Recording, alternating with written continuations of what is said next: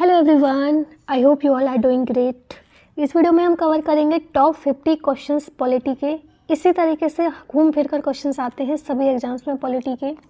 तो चल रहा है और आने वाले सभी एग्जाम्स के लिए वीडियो इंपॉर्टेंट रहने वाला है। आपको पूरा वीडियो देखना है ध्यान से और अंत तक। चलिए स्टार्ट करते हैं बिना किसी देरी के। पहला क्वेश्चन है, the article 17 and 18 of the constitution provide, संविधान के अनुच्छेद 17 और 18 प्रदान करते हैं। तो आपको पता होगा आर्टिकल 17 जो है अनटचेबिलिटी को समाप्त करने की बात करता है, छुआछूत को समाप्त करने की। आर्टिकल 18 में बात होती है जो व्यक्ति अपने नाम के आगे जैसे टाइटल लगाता है, जैसे फॉर एग्जाम्पल महाराज, तो उनको समाप्त करने की बात होती है आर्टिकल 18 में। तो यहाँ से हमें दिखाई दिया जो समाज में इनइक्वलिटी चलती आ रही है उसको समाप्त करने की बात हो रही है आर्टिकल 17 और 18 में। तो कहा तो इसमें से क्या हो जाएगा, तो इसमें से हो जाएगा उस ऑप्शन ए, सोशल इक्वलिटी सही, यानी कि 17 और 18 के माध्यम से समाज में जो बराबरी है वो मिलती है। ऑप्शन ए इसमें सही है। तो देखो आपने जो पढ़ा होगा, जो फादर ऑफ इंडियन कॉन्स्टिट्यूशन थे डॉक्टर भीमराव अंबेडकर, वो खुद एक महार कास्ट को बिलोंग करते थे, तो उनको अनटचेबल समझा जाता था, जिसकी वजह से उन्होंने बहुत सारा डिस्क्रिमिनेशन और सोशल इनजस्टिस उन्होंने फेस किया था। तो जब वो कॉन्स्टिट्यूशन बना रहे हैं तो सबसे पहले जो ध्यान जाएगा, जो समाज में चीज़ें प्रचलित हो रही हैं उनको समाप्त करने पर ध्यान जाएगा, ताकि जो समाज में बराबरी मिल सके। तो 17 में बात करते हैं कि यदि कोई पूजा पाठ की जगह पे, हॉस्टल्स में, होटल्स में, पब्लिक इंस्टीट्यूशन में किसी दूसरे व्यक्ति की कास्ट के आधार पर इंसल्ट करता हुआ पाया गया, छुआछूत करता हुआ पाया गया, तो उसको सज़ा मिलती है। आर्टिकल 18 में टाइटल्स को समाप्त करते हैं, जैसे फॉर एग्जांपल पहले जो महाराजा थे तो वो उनके जो बेटे हुए होंगे वो भी महाराजा लगाएंगे, तो ये गलत बात है। तो समाज में बराबरी के बारे में बात करते हैं आर्टिकल 17 और 18।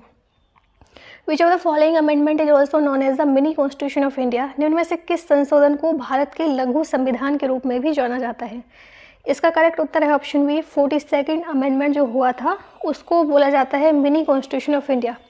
क्यों बोला जाता है? बहुत सारी चीज़ें उसमें ऐड हुई थी, इसलिए ऐसा बोला जाता है कि बहुत सारी चीज़ों को ऐड करने की वजह से संविधान में बहुत सारी चीज़ें जब ऐड हो गई हैं तो इसको बोल देंगे मिनी कॉन्स्टिट्यूशन ऑफ इंडिया। तो इसमें जैसे क्या क्या ऐड हुआ था, जैसे फॉर एग्जांपल जो DPSP में 4 ऐसे रूल्स थे जो ऐड हुए थे बाद में, और फंडामेंटल ड्यूटी जो आर्टिकल 51A में आती है वो भी 42nd अमेंडमेंट के द्वारा ही ऐड हुई थी। और जैसे प्रियम्बल में सोशल सेक्युलर ये वर्ड है, ये भी आर्टिकल जो अमेंडमेंट 42nd है उनकी ही वजह से ऐड हुए थे, तो इसलिए बोला जाता है मिनी कॉन्स्टिट्यूशन ऑफ इंडिया।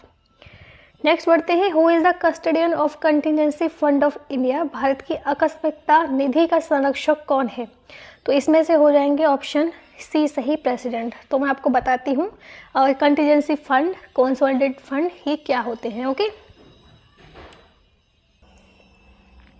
तो कंसोलिडेटेड जो फंड ऑफ इंडिया है वो आर्टिकल 266 में इसकी बात होती है, याद रख लेना, इंपॉर्टेंट है।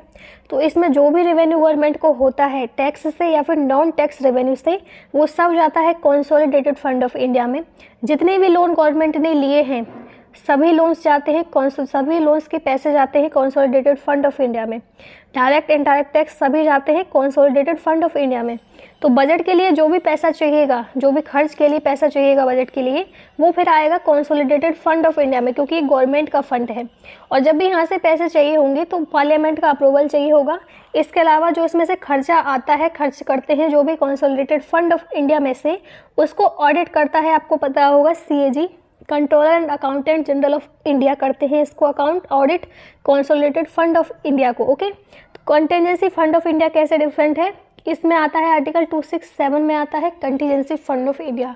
कोई आपदा आ गई है, सडनली कोई खर्चा आ गया है, जैसे फॉर एग्जांपल कोविड के टाइम पे आ गया था, तो यहाँ पे प्रेसिडेंट के ही बिहाफ में फाइनेंशियल जो सेक्रेटरी होता है उसके ही एग्जीक्यूटिव ऑर्डर से यहाँ से यदि कुछ पैसे निकालने हैं तो एग्जीक्यूटिव इसमें ऑर्डर चाहिए, इसमें पार्लियामेंट्री अप्रूवल नहीं चाहिए।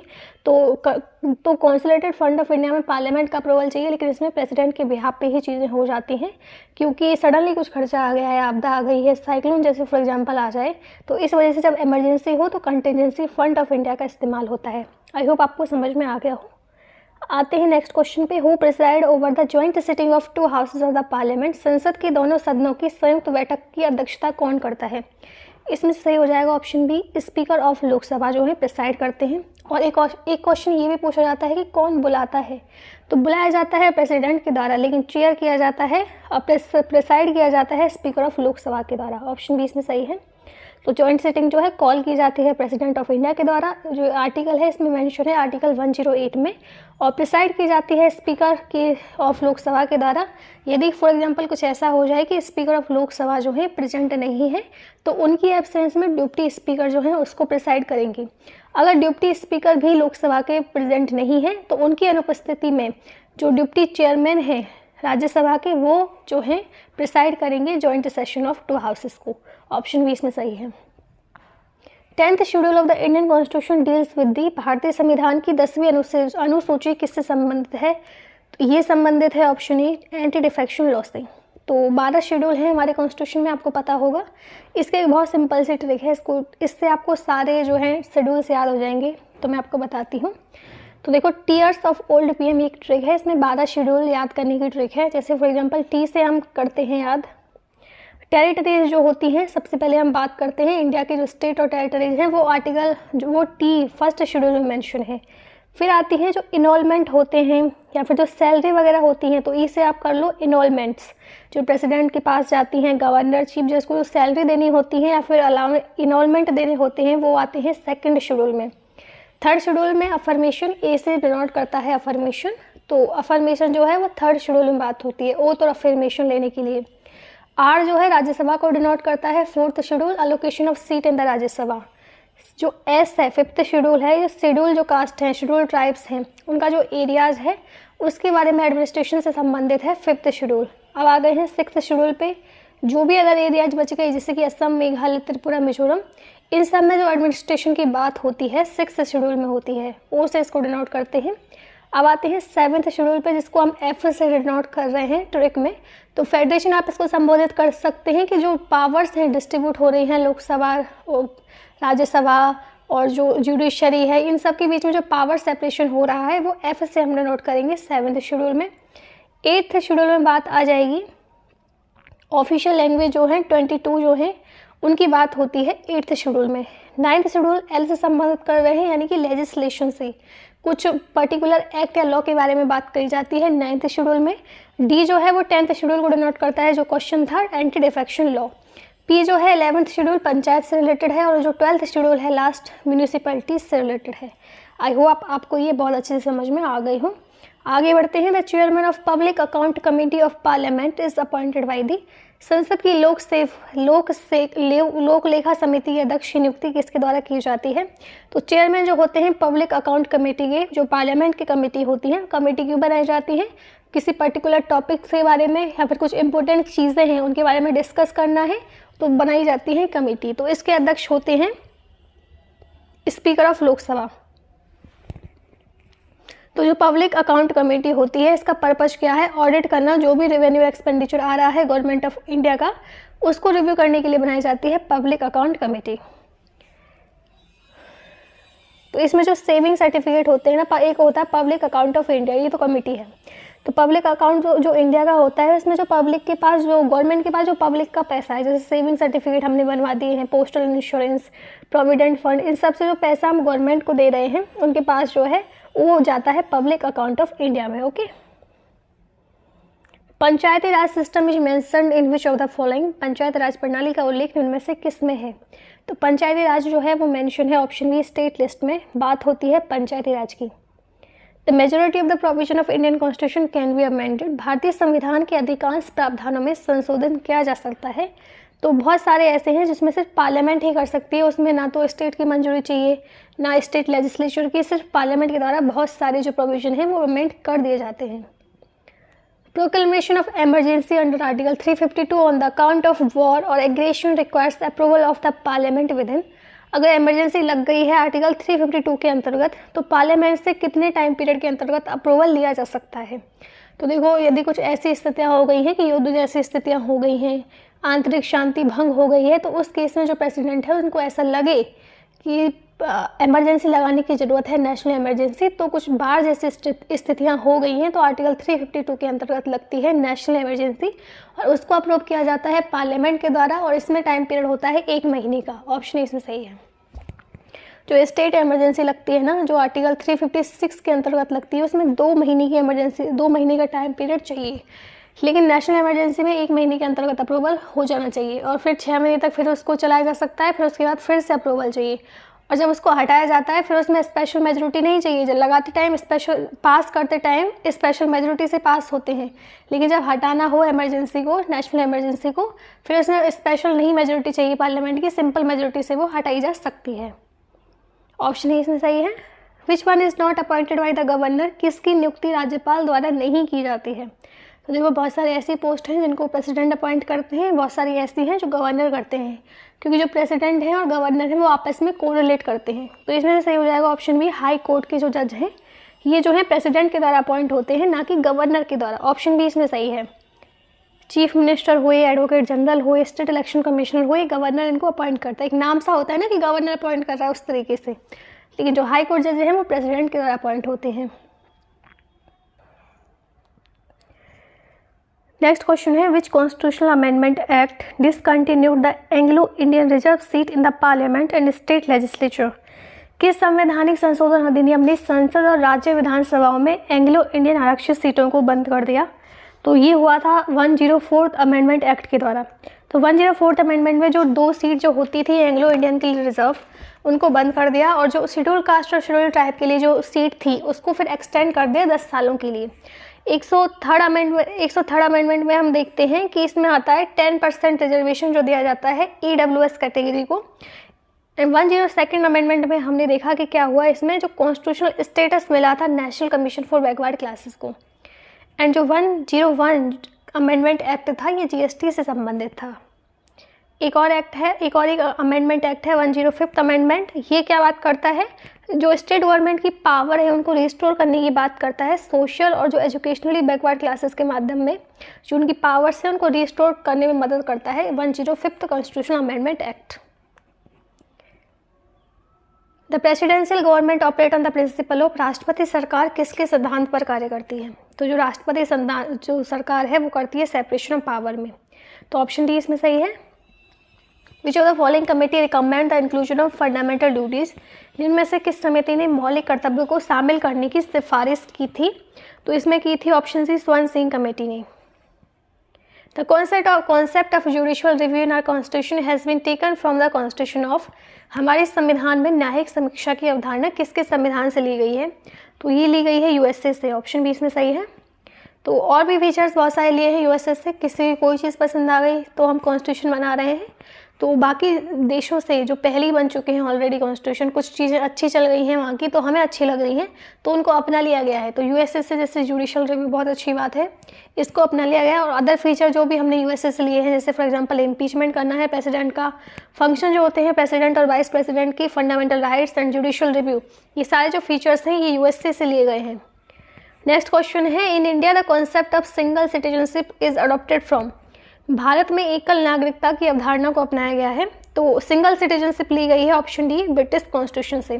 तो देखो फॉर एग्जांपल USA में 2 सिटीजनशिप हैं, स्टेट की अलग होती है और सेंटर की अलग, लेकिन हमारे इंडिया में आप चाहे स्टेट के तो होंगे ही, तो इसमें सिर्फ एक सिटीजनशिप होती है। ऐसा नहीं है कि आप स्टेट में आपको अलग सिटीजनशिप मिलेगी, सेंटर में अलग, जी नहीं, एक ही सिटीजनशिप हमारे इंडिया में बात करते हैं।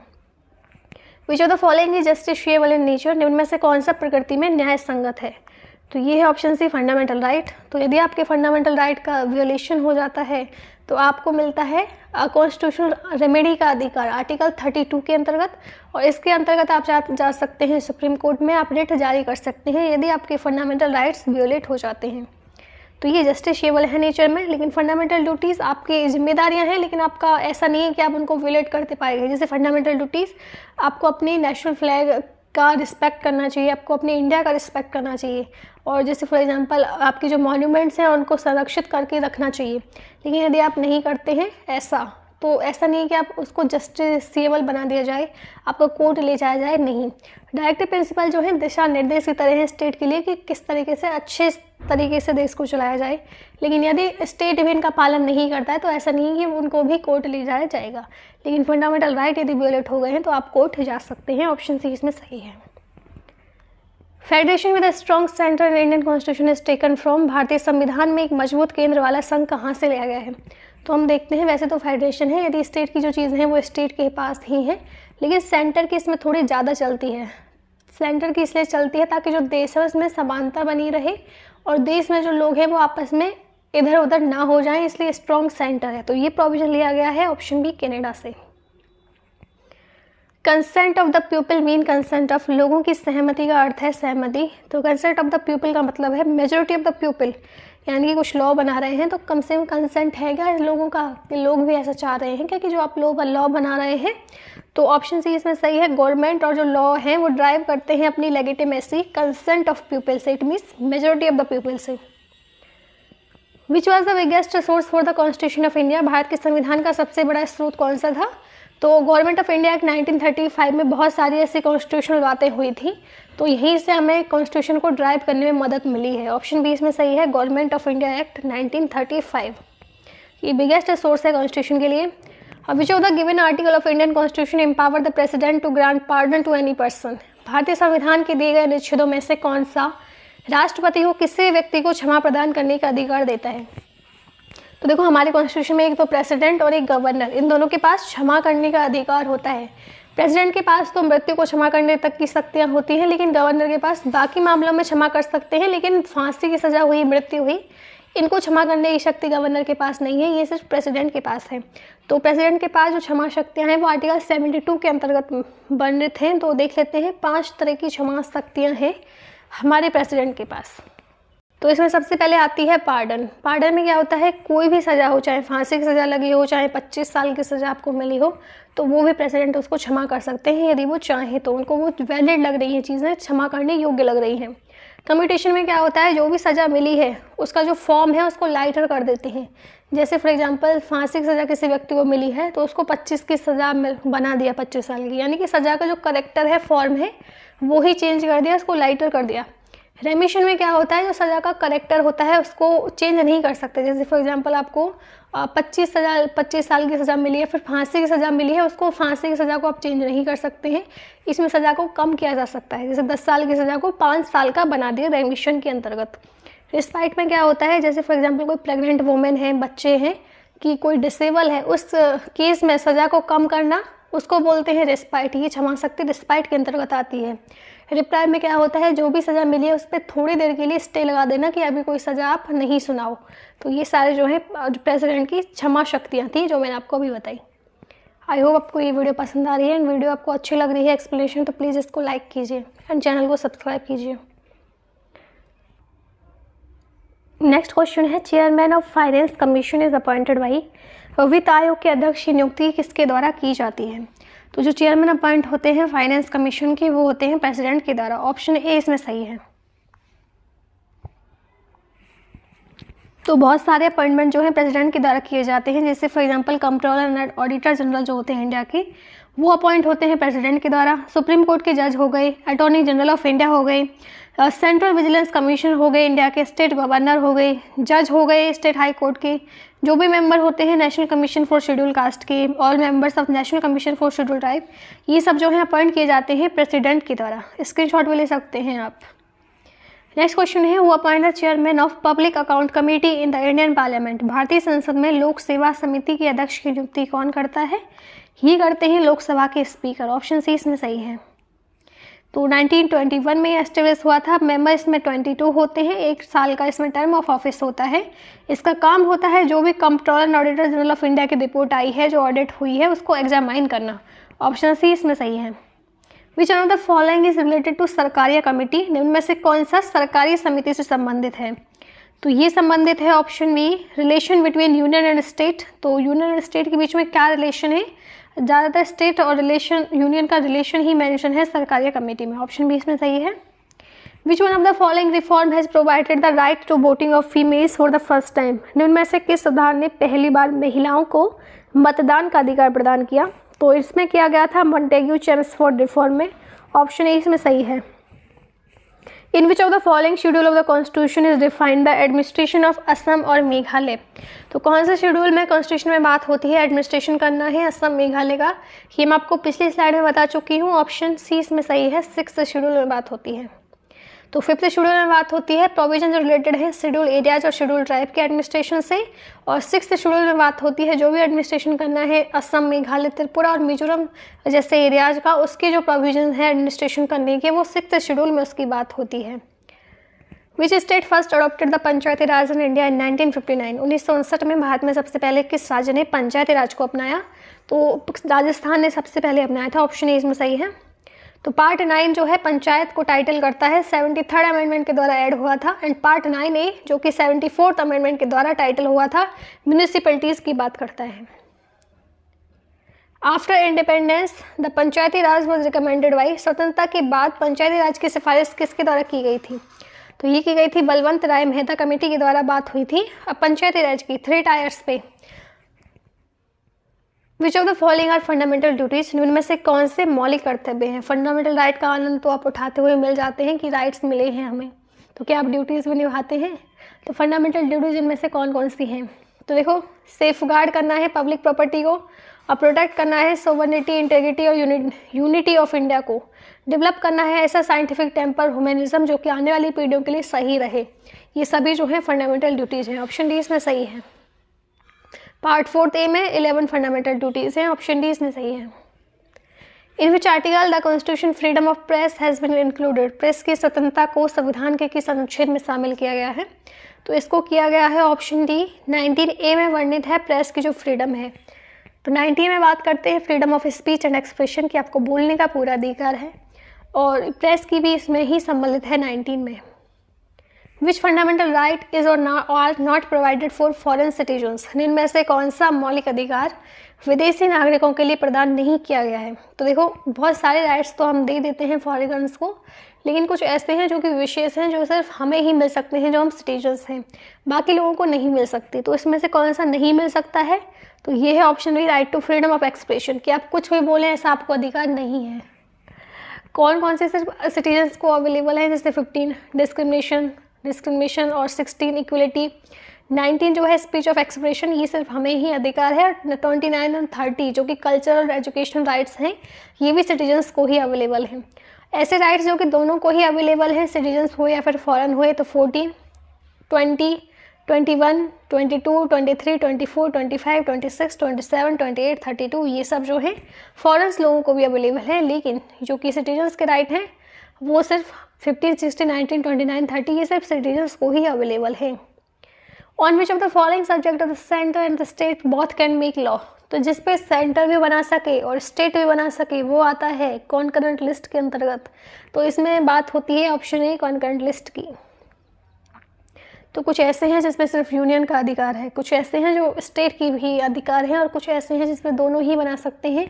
जैसे फॉर एग्जांपल डिफेंस हुआ, बैंकिंग हुई, करेंसी हुई, फॉरेन अफेयर्स हुई, कम्युनिकेशन हुई, इसमें सिर्फ सेंट्रल गवर्नमेंट का अधिकार है। स्टेट गवर्नमेंट के पास है पुलिस, ट्रेड, एग्रीकल्चर, इरीगेशन, इसमें सिर्फ स्टेट ही लॉ बनाएगी। लेकिन कॉन्करेंट लिस्ट जैसे फॉर एग्जांपल जो एजुकेशन और फॉरेस्ट है, ये इसको पहले ये सिर्फ स्टेट के ही पास से था, लेकिन स्टेट के पास से हटाकर ये दोनों में समाहित कर दिया गया। अब कॉन्करेंट लिस्ट में यानी कि स्टेट और सेंटर दोनों ही बना सकते हैं, और जो ये भी जो एजुकेशन और फॉरेस्ट वाले हैं, ये जो पहले स्टेट के पास थे लेकिन अब कॉन्करेंट में डाल दिए गए, ये भी 42nd अमेंडमेंट के द्वारा हुआ था ऐसा। Education, forest, trade, marriage, adoption, succession ये सब कॉन्करेंट लिस्ट में है। Joint session of 2 houses of parliament is chaired by, ये रिपीट हो गया है क्वेश्चन। संसद के दोनों सदनों के संयुक्त अधिवेशन की अध्यक्षता किसके द्वारा की जाती है? तो ये होती है स्पीकर ऑफ लोकसभा के द्वारा। तो बुलाए जाते हैं प्रेसिडेंट के द्वारा, लेकिन स्पीकर के द्वारा प्रिसाइड होता है। How many fundamental right were originally in the constitution? मूल रूप से संविधान में कितने मौलिक अधिकार थे? तो ये थे ऑप्शन सी 7। तो राइट टू प्रॉपर्टी भी था, उसको डिलीट करके लीगल राइट बना दिया गया, तो 6 हो गए fundamental right. Right to equality जिसमें 5 आते हैं 14 से 18 तक, राइट टू फ्रीडम जिसमें 3 आते हैं 19, 20 जिसमें 4 आते हैं 19 से 22 तक, एंड राइट अगेंस्ट एक्सप्लॉयटेशन जिसमें 23 और 24 आर्टिकल आते हैं। Right to freedom of religion में आते हैं 25 से 28 तक के right. Culture and education right में आते हैं 29 और 30, and right to constitutional remedies में आता है article 32। Special provision article 371C of the constitution of India related to the state of, तो 370C में बात होती है ऑप्शन सी मणिपुर की। 371 में बात होती है महाराष्ट्र एंड गुजरात की स्टेट की कुछ स्पेशल प्रोविज़न। क्यों दिए जाते हैं स्पेशल प्रोविज़न? तो ऐसे तो नहीं मिल जाएंगे, कुछ सब विशेष उसमें स्टेट में बात है, कुछ सामाजिक बैकवर्डनेस रह गई है, कुछ स्पेशल स्टेट हैं जहाँ पे सारे रिसोर्सेज अवेलेबल नहीं है, तो इसलिए दिए जाते हैं स्पेशल प्रोविज़न। आर्टिकल 371 में नागालैंड को देने की बात होती है, 371 में असम को देने की बात होती है, सी में मणिपुर के स्पेशल प्रोविज़न, डी में आंध्र प्रदेश के, एफ में सिक्किम के और एच में अरुणाचल प्रदेश के, आई में कर्नाटक के। ये सब जो है स्पेशल प्रोविज़न है। What is the strength of parliament estimate committee? संसद प्राकलन समिति की शक्ति क्या है? तो ये है option B 30। President brings ordinance under which article? राष्ट्रपति किस अनुच्छेद के तहत अध्यादेश लाते हैं? कि कुछ इंपॉर्टेंट टॉपिक है तो बुलाना है, तो बुलाने के लिए बात होती है ऑप्शन बी आर्टिकल 1, 2, 3 में। तो गवर्नर जो है इश्यू कर सकता है ऑर्डिनेंस 213 में। President of India belong to which of the following? भारत के राष्ट्रपति इनमें से किससे संबंधित है? तो ये पार्लियामेंट से संबंधित है। पार्लियामेंट कंपोज करती है प्रेसिडेंट, हाउस को, और हाउस आते हैं इसमें लोकसभा और Rajya Sabha. Which of the following are the power of supreme court? इनमें से कौन सी सर्वोच्च न्यायालय की शक्तियाँ हैं? तो देखो ये चारों हैं, तीनों हैं। ओरिजिनल और appellate jurisdiction, appointment of ad hoc जज एंड जुडिशियल रिव्यू, ये सब जो है सुप्रीम कोर्ट की शक्तियाँ हैं। आर्टिकल 124 में बात होती है सुप्रीम कोर्ट के एस्टेब्लिशमेंट की, एंड आर्टिकल 131 में ओरिजिनल जुडिक्शन की, सिर्फ उसके पास ही ओरिजिनल जुडिक्शन है उन मामलों में, जैसे झगड़े हो गए हैं स्टेट और सेंटर के, उसमें ओरिजिनल जुडिक्शन सुप्रीम कोर्ट के पास होता है। ऑप्शन डी इसमें सही है। ये मैंने आपको अभी बताया कि supreme court of India can resolve dispute between the centre and state falls under it. Bharat का सर्वोच्च न्यायालय केंद्र और राज्य के बीच विवाद को हल कर सकता है। किसके अंतर्गत आता है? ये आता है ओरिजिनल जुडिक्शन के अंतर्गत। एपिलेट जुडिक्शन क्या होता है? जैसे निचली कोर्ट ने, हाई कोर्ट ने को सज़ा सुना दी, लेकिन आपको फिर भी अधिकार है कि आप और ऊंची कोर्ट में यदि आपको लग रहा है कि वो फैसला सही नहीं है तो अपील कर सकते हैं, तो उसको बोलते हैं appellate जुडिक्शन। Which fundamental right can not be suspended even during an emergency? आपातकाल के दौरान भी कौन से मौलिक अधिकार निलंबित नहीं होते हैं? तो ये है option D, right to life and personal liberty. तो जीने के लिए तो ये सारे झंझट हो रहे हैं, ज़िंदगी जीनी है, इसलिए तो ये सारी चीज़ें हो रही हैं कि सुरक्षा मिल रही है, फंडामेंटल राइट्स मिल रहे हैं, फिर फंडामेंटल ड्यूटी मिल रही है ताकि चीज़ों को सही होने में मदद मिले। तो यदि ऐसा हो गया कि इमरजेंसी क्यों लगा रहे हैं कि चीज़ों को सही करें, चीज़ों को सही करने में जान थोड़ी गवा देंगी, तो राइट टू लाइफ जो होती है वो तो मेन ही है ना, तो उसको तो प्रोटेक्ट करना है, भले ही इमरजेंसी लग जाए। तो राइट टू लाइफ और पर्सनल लायबिलिटी का अधिकार नहीं सस्पेंड होता है इमरजेंसी के दौरान। इमरजेंसी की प्रोविज़न जो है पार्ट 18 में मेंशन है, और आर्टिकल 352 में नेशनल इमरजेंसी की बात होती है कि कुछ युद्ध जैसी स्थितियाँ प्रेसिडेंट को आ गई हैं कंट्री में, तो नेशनल इमरजेंसी लगा सकते हैं। 356 में आती है स्टेट इमरजेंसी की, जो स्टेट की मशीनरी है कॉन्स्टिट्यूशन के हिसाब से काम नहीं कर रही है, उस केस में लगाया जाता है स्टेट इमरजेंसी। और कौन बताता है प्रेसिडेंट को? गवर्नर के द्वारा, या फिर कोई और व्यक्ति बताए कि नहीं चल रही हैं चीज़ें कॉन्स्टिट्यूशन के हिसाब से, तो लग जाता है आर्टिकल 356 के अंतर्गत स्टेट इमरजेंसी। फाइनेंशियल इमरजेंसी, कुछ फाइनेंशियल थ्रेट आई है इंडिया में, 360 के अंतर्गत लगती है, लेकिन अभी तक नहीं लगी है ये। नेशनल इमरजेंसी 3 बार लग चुकी है, एक बार इंडिया और पाकिस्तान का युद्ध हुआ था, एक बार इंडिया और चाइना का हुआ था, और एक बार आंतरिक शक्तियाँ भंग हुई थी 1975 में, जब इंदिरा गांधी जी का टाइम पीरियड था, तो तब लगी थी नेशनल इमरजेंसी। स्टेट इमरजेंसी तो कई बार लग चुकी है। आर्टिकल 20 एंड 21 जो है वो सस्पेंड नहीं होते हैं। Parliament can change the name and boundary of the state under which article? किस अनुच्छेद के तहत संसद राज्य का नाम और सीमा बदल सकती है? तो ये बदल सकती है ऑप्शन सी आर्टिकल 3 के अंतर्गत। तो ऑलरेडी जो एस्टेब्लिश स्टेट हैं उनको बाउंड्री चेंज करना है या फिर दूसरा स्टेट बनाना है, तो हम यूज करते हैं आर्टिकल 3 का। फॉर एग्जांपल आंध्र प्रदेश का कुछ हिस्सा तेलंगाना का पार्ट, तेलंगाना उसको बना दिया गया नॉर्थ वेस्टर्न पार्ट, तो यहाँ पे हमने देखा कि स्टेट में से दूसरा स्टेट निकल गया। बहुत सारे अब चेंज होते रहते हैं नाम, तो ये आर्टिकल 3 के अंतर्गत ऐसा होता है। और जो भी नाम चेंज करने हैं तो आर्टिकल 1 से 3 तक जो भी चीज़ें होनी हैं उसमें कोई स्पेशल मेजोरिटी नहीं चाहिए पार्लियामेंट की, और सिंपल मेजोरिटी से ये सब चीज़ें हो जाती हैं। तो आर्टिकल 1 में हम बात करते हैं name and territory of the union की, कि जब हम कॉन्स्टिट्यूशन बना रहे हैं, आर्टिकल डिस्कस कर रहे हैं, तो नाम से शुरुआत होगी। कुछ लोगों ने कहा कि भारत रख दो क्योंकि भारत बहुत जगह मेंशन है, लेकिन कुछ ने कहा कि इंडिया रख दो, तो दोनों ही रखे गए। India that is union, self या यूनियन ऑफ स्टेट, इसका मतलब है स्टेट से बना हुआ संघ। हमारे इंडिया में किसी भी स्टेट को ये अधिकार नहीं है कि वो अपनी मर्जी से अलग हो जाए। यूएसए में आप देखेंगे कि स्टेट के पास ये अधिकार है, लेकिन हमारे इंडिया में नहीं है। आर्टिकल 2 में जो भी न्यू स्टेट का एडमिशन करना है या फिर बनाना है तो आर्टिकल 2 की बात होती है। जैसे कोई एक्वायर टेरिटरी है या फिर यूनियन टेरिटरी है, उसको इंडियन स्टेट का पार्ट बनाना है तो आर्टिकल 2 का इस्तेमाल होगा। जैसे फॉर एग्जांपल दिल्ली एक यूनियन टेरिटरी है, लेकिन हमारे जो दिल्ली के सीएम है वो बोलते हैं कि ये इसको स्टेट बना दिया जाए, तो यदि फ्यूचर में दिल्ली को स्टेट बनाया गया तो आर्टिकल 2 का इस्तेमाल होगा। जैसे फॉर एग्जांपल सिक्किम पहले एक एसोसिएटेड टेरिटरी था, तो उसको स्टेट बनाया गया 1975 में, तो आर्टिकल 2 का ही इसमें इस्तेमाल हुआ। Who administer the oath of office to the president of India, Bharat के राष्ट्रपति को पद की शपथ कौन दिलाता है? तो ये दिलाते हैं chief justice of India. Option C इसमें सही है। The procedure of impeachment of the president of India is, भारत के राष्ट्रपति के महाअभियोग की प्रक्रिया है। तो एक क्वासी जुडिशियल प्रोसेस है। इसका मतलब क्या होता है? क्वासी जुडिशियल का मतलब है वो जो शक्तियाँ हैं उसमें कोर्ट नहीं है वो चीज़, लेकिन कोर्ट जैसे ही शक्तियाँ हैं, जैसे निर्णय लेने की शक्ति, किसी को पनिशमेंट देने की शक्ति, तो ये उसको बोलते हैं क्वासी जुडिशियल प्रोसेस। तो किसी को सज़ा सुना रहे हैं, इम्पीचमेंट कर रहे हैं, किसी का निर्णय ले रहे हैं, तो इसको बोलते हैं क्वासी जुडिशियल प्रोसेस। तो प्रोसेस जो होती है क्वासी जुडिशियल, इसका मतलब है और स्पेशल मेजोरिटी चाहिए, 2/3 मेंबर प्रेजेंट होने चाहिए, वोट होनी चाहिए और इन्वेस्टिगेशन होनी चाहिए, तब जाके इम्पीचमेंट होता है किसी का। ऐसे थोड़ी आप किसी को निकाल देंगे।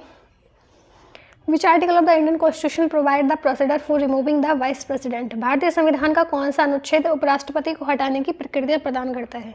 तो वाइस प्रेसिडेंट को हटाना है तो आर्टिकल 67 का इस्तेमाल होगा। आर्टिकल 66 में बात होती है जो भी मैनर होता है इलेक्शन करने का वाइस प्रेसिडेंट को, और आर्टिकल 67 में हटाना है। विच of the following portfolio currently under the prime minister of India, निम्न में से कौन सा पोर्टफोलियो वर्तमान में भारत के प्रधानमंत्री के अधीन है? तो देखो, ministry of personnel public grievance and pension, ये भी प्राइम मिनिस्टर के अंतर्गत है। डिपार्टमेंट जो एटॉमिक एनर्जी का है वो भी प्राइम मिनिस्टर के अंतर्गत है, और डिपार्टमेंट ऑफ स्पेस जो है ये भी प्राइम मिनिस्टर के अंतर्गत है। तो ऑप्शन डी इसमें सही है, all. Who decide whether a will is money will और नॉट, तो कोई विधेयक धन विधेयक है नहीं, इसका निर्णय कौन करता है? तो इसका निर्णय किया जाता है स्पीकर ऑफ लोकसभा के द्वारा। मनी बिल का मेंशन है आर्टिकल 110 में। तो सब कुछ बहुत इंपॉर्टेंट है, ये क्वेश्चन आप देखते हुए चलना। Who can remove the vice president from his office, उपराष्ट्रपति को उसके पद से कौन हटा सकता है? तो पार्लियामेंट। ई जज of the supreme court may resign, तो वीडियो को अगर आपने लाइक नहीं किया तो प्लीज़ इसको लाइक करें ताकि थोड़ा सा मोटिवेशन हमको भी मिले। ई जज of the supreme court may resign his office the writing to, सर्वोच्च न्यायालय का एक न्यायाधीश किसको लिखकर अपना पद त्याग सकता है? तो ये त्यागते हैं प्रेसिडेंट को लिख के। ऑप्शन ए इसमें सही है। What is the literal meaning of term क्वे वारंटो, अधिकार परीक्षा शब्द का शाब्दिक अर्थ क्या है? इसका मतलब है बाई व्हाट ऑथोरिटी और वारंट। जैसे कोई फॉर एग्जाम्पल कोई व्यक्ति पब्लिक ऑफिस में घुस जाए और उसकी क्वालिफिकेशन नहीं है लेकिन फिर भी वो उसमें बैठा हुआ है, तो यहाँ पे जो सुप्रीम कोर्ट है वो बोलती है किस अथॉरिटी से हो आप भैया, यहाँ पे कौन सी क्वालिफिकेशन है आपकी। तो इस मामले में यूज होता है क्वे वारंटो। ऑप्शन सी इसमें सही है। नेक्स्ट क्वेश्चन है, in the Indian constitution the method of election of president has been taken from which country, भारतीय संविधान में राष्ट्रपति के चुनाव की विधि किस देश से ली गई है? तो method of election of president लिया गया है आयरलैंड से। ऑप्शन सी इसमें सही है। ये क्वेश्चन आप सब लोगों के लिए, इसका कमेंट बॉक्स में आपको सही उत्तर बताना है। Fundamental right has been taken from which constitution, मौलिक कर्तव्य किस संविधान से लिए गए हैं? यूएस से, ऑस्ट्रेलिया, रशिया या फिर जर्मनी। तो इसी के साथ ये वीडियो हमारी समाप्त होती है। आई होप आपको ये अच्छी लगी होगी। Thank you for watching and हम मिलते हैं नेक्स्ट वीडियो में।